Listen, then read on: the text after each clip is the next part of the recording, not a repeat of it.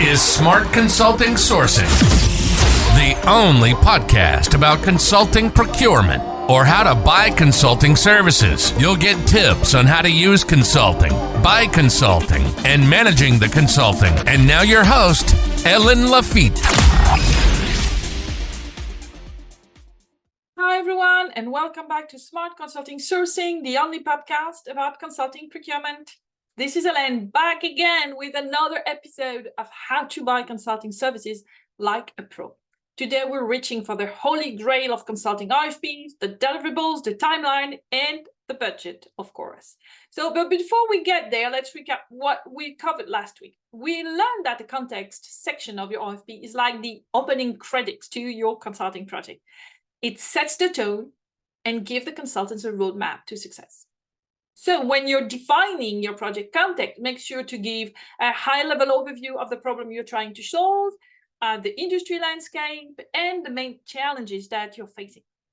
Think also about the questions you want to answer with a project and communicate them clearly to the consultants. You know, the RFP is your key to finding the right consultant and achieving your objective. So don't skimp on the detail. Take your time and ask the right question. And if you're feeling a bit lost and want to catch up, don't worry, we got you covered. You can find all of our episodes on Spotify, iTunes, or YouTube. And if you prefer to read through, head over to our thought leadership section on consultingquest.com for the full transcript. So trust me, you don't want to miss out on this golden opportunity to master the art of crafting the perfect RFP for consulting services. So what are you waiting for? Tune in, subscribe, and let's get started. Speaking of getting started, let's dive into today's episode. We all know that consultants can bring value to a project in many ways, but there's one thing they can do, it's reading minds. So that's why it's crucial to state your problem statement clearly and reformulate it. Clear communication is the key to a successful project, and you shouldn't assume that the consulting firms understand your expectations. Be upfront and clear about what you want to achieve. But how do you make sure that you're getting the proposal that actually meet your needs? The key is to strike a balance between specificity and openness. You want to narrow down the scope of the project enough that the proposals you receive are targeted and relevant. You don't want to be too restrictive that you stay for creativity and innovation. So how do you strike the balance? It starts with being clear about your objective and expected outcomes. This is your chance to remind the consulting firms what you're trying to achieve and what benefits you're looking for. But remember, there are many ways to build a proposal based on the same RFP. Your job as a client is to narrow down the scope as much as possible, without constraining the creativity of the consultants, of course. So it's a delicate dance, and finding that sweet spot can lead to some truly remarkable proposals. So now it's time to set the general direction of your project. Think of it as a GPS for your consulting journey. You want to give the consulting firms a clear understanding of where you want to go and how it fits into the big picture. But here's the thing. There are many different routes to get there, but that's okay. You don't need to have every single step planned out at this stage. The idea is to provide enough context to help the consulting firms understand your vision and the direction you want to take. And of course, there are some details that are worth including, such as the level of confidentiality required for the project, who should be involved on your end, and your timeline for the project. These details will help the consulting firm better understand the scope and scale of the project and whether they are the right fit for the job. Remember, at this stage, you don't need to have all the answers. The goal is to provide enough information to have the consulting firm build a proposal that meets your needs and achieve your objectives. All right, folks, let's ready to buckle up because we're about to dive into the most critical part of your RFP. And I'm not exaggerating when I say this. It's really that important. We're talking about the section where you describe the expected deliverable. And it's crucial to strike a balance between providing enough detail while not restricting creativity and experience of your supplier. Some companies fall into that trap of not just describing the what, but also the how. And that's a big no-no. If you start dictating how the consulting firm should produce the deliverable, you run the risk of reducing them to an externalized workforce. You hire them for their expertise and fresh perspective after all. So Our experience has shown that it's best to leave room for the consultants to propose how they would approach the question. You can always adjust later on if needed, and often it provides a fresh perspective. So let me give you an example. I remember once a client who had described the deliverable and the work plan to the very detail. And there was no discussion possible with the consultants. Worse, they won't take the project because they don't work like that. That's a perfect example of what can happen when you're too prescriptive in RFP. You end up limiting the potential value that the consultant can bring to the table. So it's important to strike that balance between your expectation and the creativity, right? So by allowing the consultants the freedom to propose their approach and methodology, you may discover new and innovative solutions that you never thought of. So when you're writing your RFP, make sure you describe the expected deliverables and outcome clearly, but avoid getting too detailed about the methodology, all right? Leave room for the consultant to propose their approach, and you may be pleasantly surprised by the results. So imagine you're the person responsible now for creating an RFP for a consulting project. Your company, Newsco, wants to identify the best investment opportunities in the value chain in the region. To achieve this goal, you need a consulting firm to help you through the process. In the RFP, you'll need to clearly state the objective of the project, which include identifying the best investment opportunities for Newsco in the value chain. The project will be divided in two phases. The first phase will focus on framing the project and will involve creating a high-level value chain landscape and defining a prioritization methodology for Newsco. You'll also need to identify the best opportunities for Newsco, leveraging inside-out benchmarking of other facilities in the same field, and including the economic attractiveness and key success factors.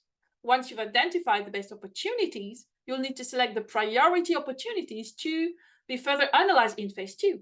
You'll also need to consider potential targets, players or to partner with, or for an M&A. The second phase of the project will invite a deep dive into the selected opportunities. You'll need to cluster the opportunities into potentially actionable scenarios and define how to get there and how to win. This will include creating a high-level business plan for the return option, which will involve a strategic marketing analysis, top line and margin potential analysis, resource requirement, investment, raw materials, etc., and manufacturing partners HIP strategy, right? So finally, you'll need to create a long-term master plan for Newsco based on the insights get from the project. The RFP provides a clear direction and priorities for the project, but we haven't touched on the how. In this case, we structure the project in two phases to allow for a decision step before diving deeper into selected opportunities. This will give the client the flexibility to adjust the approach as needed and potentially benefit from a fresh perspective from the consultants. You may have other expectations at that stage that the consultant should know about to build their proposal.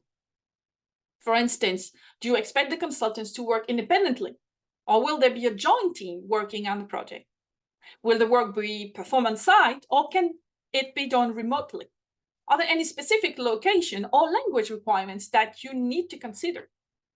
It's also important to think about knowledge transfer at the end of the project. Do you have any specific request regarding how knowledge will be transferred, documented, and shared? Are there any additional question or concern that you would like the consulting firm to address? Remember, the more information you provide in the RFP, the better the consulting firms can understand your needs and develop a tailored proposal. Don't hesitate to include any additional details that could be helpful for the consultant. Here's an example I saw in an RFP once. We have a specific cultural integration issue on a plant located on the Chinese side of the border between Korea and China. Understanding of both cultures is key. The Mandarin language is a plus. Now, that's a great example of a specific requirement that companies might include in their RFP. It highlights the importance of cultural understanding and language skill in the consulting team. It also shows how specific and detailed an RFP can be in order to find the right consultant for the job. So when you're writing your RFP, don't hesitate to include any relevant detail that can help you find the right consultant, whether it's a language requirement, location preferences, or any other specification. The more specific you are, the better chances you have of finding a consultant who can meet your needs. As a client, it's understandable that you may not want to reveal your budget or timeline upfront in an RFP. However, Keeping the information hidden can actually hinder the quality of proposal you receive and waste valuable time. That's why it's worth considering including the information in your RFP, especially if you have a tight budget. Consultants need to know your timeline and deadlines to build a team that can meet your needs within the desired timeframe. For instance, imagine that you have a crucial meeting with your CEO in 8 weeks where you need to present your new fancy business strategy. You'll need to have your market analysis and strategic opportunity results at least 2 weeks before the meeting, which means a 6-week project timeline. If the consulting firm assumes a 12-week project with 3 consultants, 1 manager and 2 consultants, they will need to expedite the project to meet your deadline. They may need to build a team of 1 manager, 1 senior consultant, and 4 consultants to compress your project into 6 weeks. Of course, this expected timeline might come with a premium to ensure those resources are secured full-time for your project. In the end, sharing your budget and timeline upfront can lead to better proposals and more efficient use of time and resources. Plus, it allows consultants to come up with creative solutions that fit your constraints and requirements. So as we wrap up this podcast, I want to emphasize the importance of crafting a well-thought RFP. Trust me, it can make or break the success of your project. To recap what we've learned today, start by clearly stating the problem you're looking to solve and outlining your project objectives and expected outcomes. This will help potential consulting firms understand what you're looking for. It's also important to find a balance between being specific about your project needs and being open to creative ideas from consulting firms. Providing context about your project vision, confidentiality levels, and timeline will help firms understand your project direction.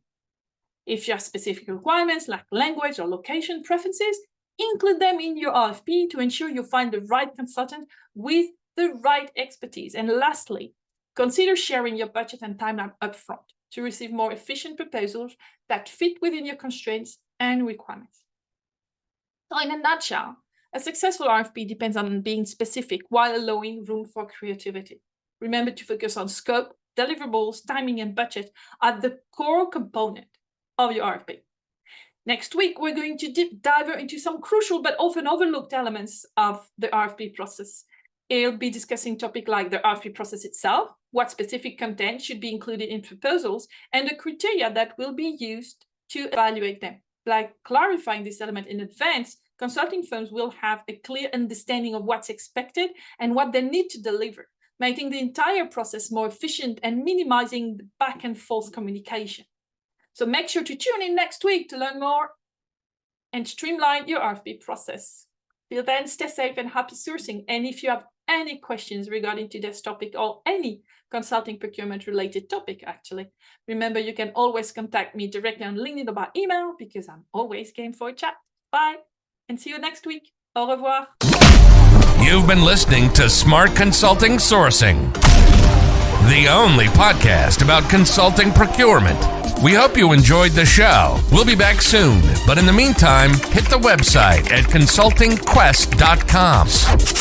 Find us on LinkedIn, Twitter, and YouTube. For questions and comments, send an email to ellen.lafitte@consultingquest.com. See you next time.